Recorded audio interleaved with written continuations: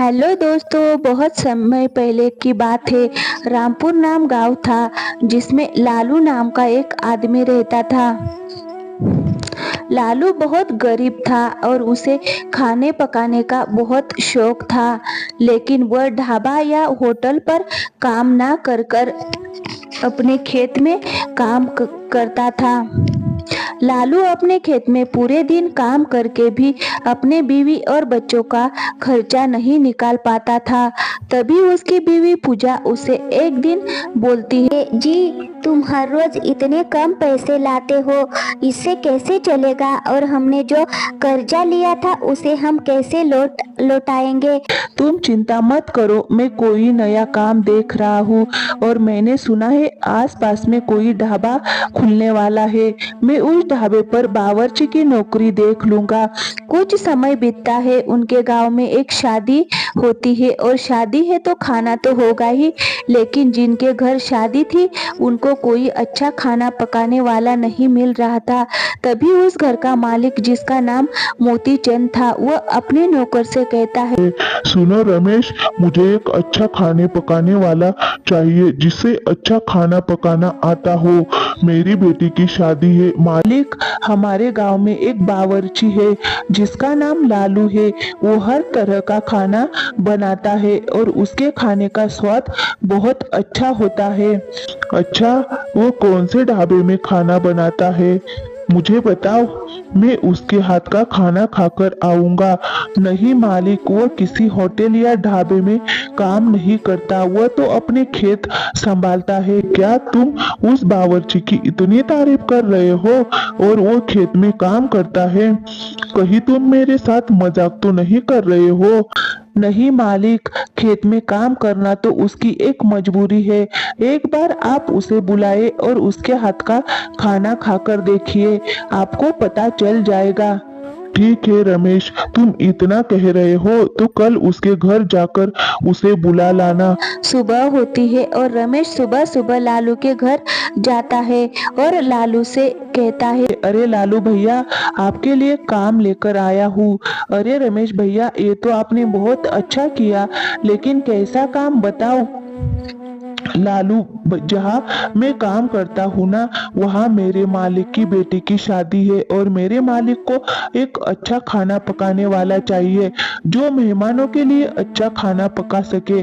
और अपने गांव में तुमसे अच्छा खाना कोई नहीं बनाता, इसीलिए कल सुबह तैयार रहना।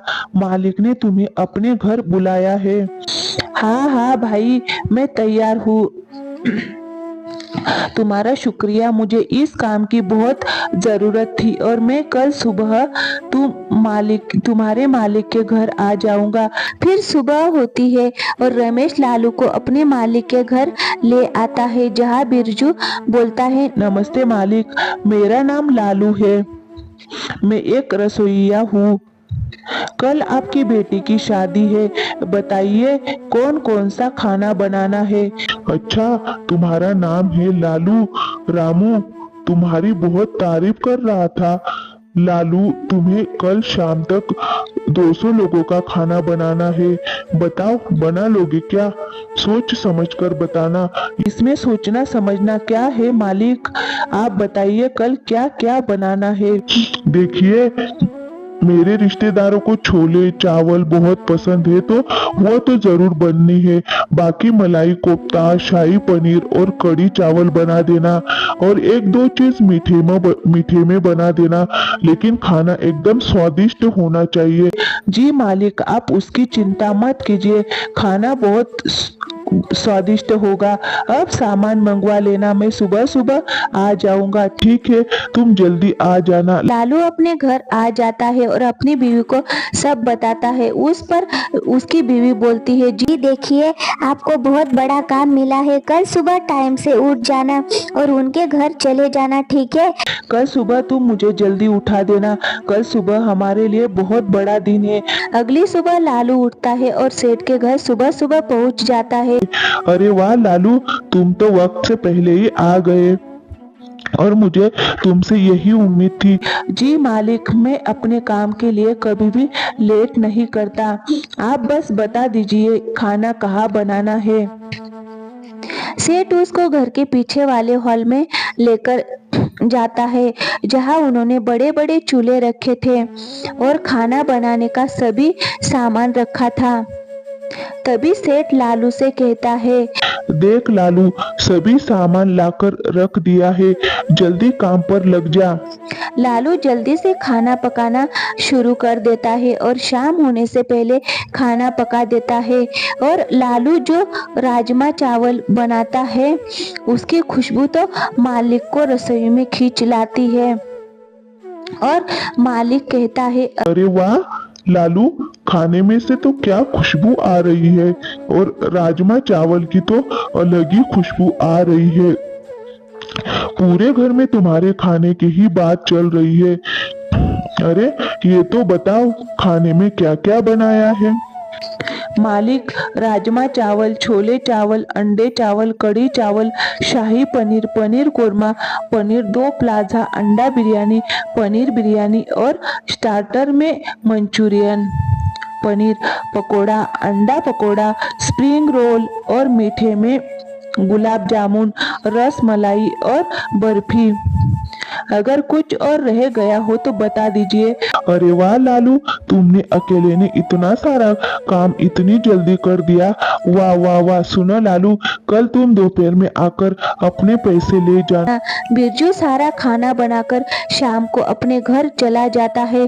शादी में मेहमानों को उनके हाथ का खाना, जिसमें सबसे ज्यादा उनको राजमा चावल पसंद आते हैं, बारी बारी से सभी लोग खाने की तारीफ करते हैं।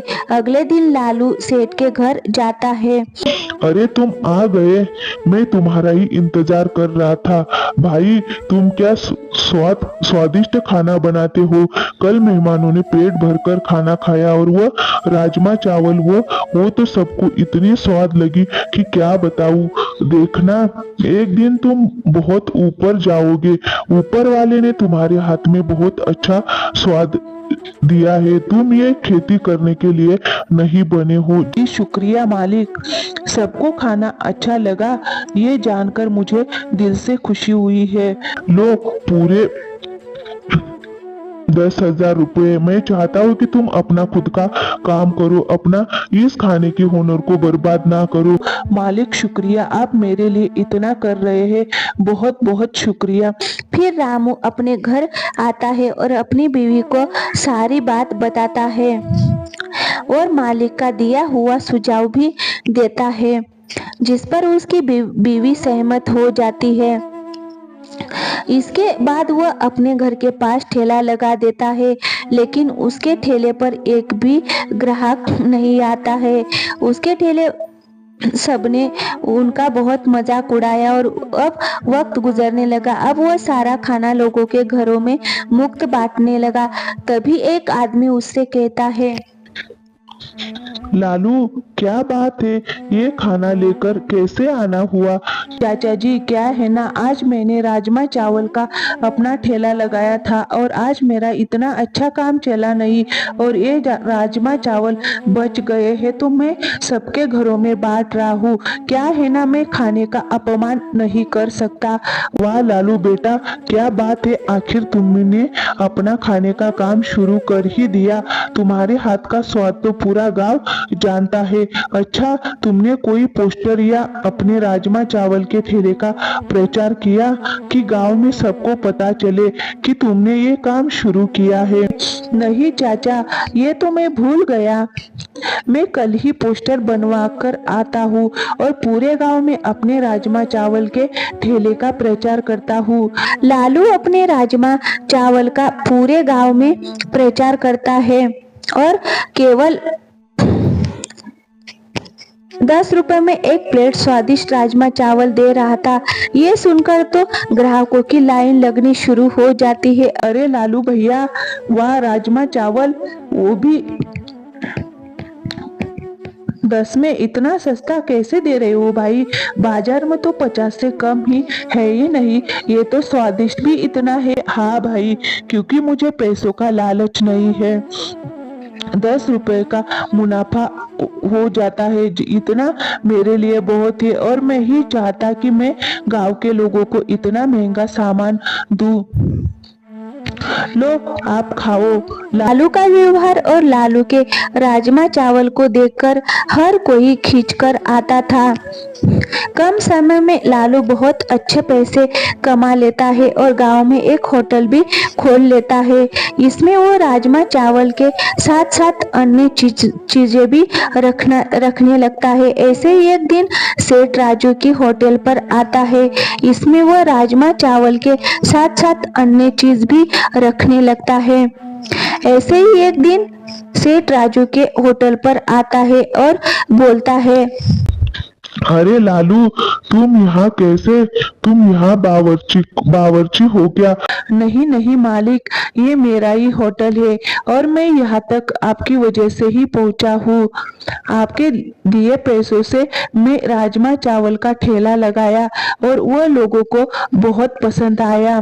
अरे मेरी वजह से नहीं, मैंने जो तुम्हारे हाथ का स्वाद चखा तो मैं तभी समझ गया कि तुम कुछ बड़ा काम करोगे, और देखो आज तुमने होटल खड़ा कर दिया। अरे आप खड़े क्यों हो? आज मैं आपको अपने हाथों के राजमा चावल खिलाता हूँ, बैठो। इस तरह लालू ने अपनी मेहनत और ईमानदारी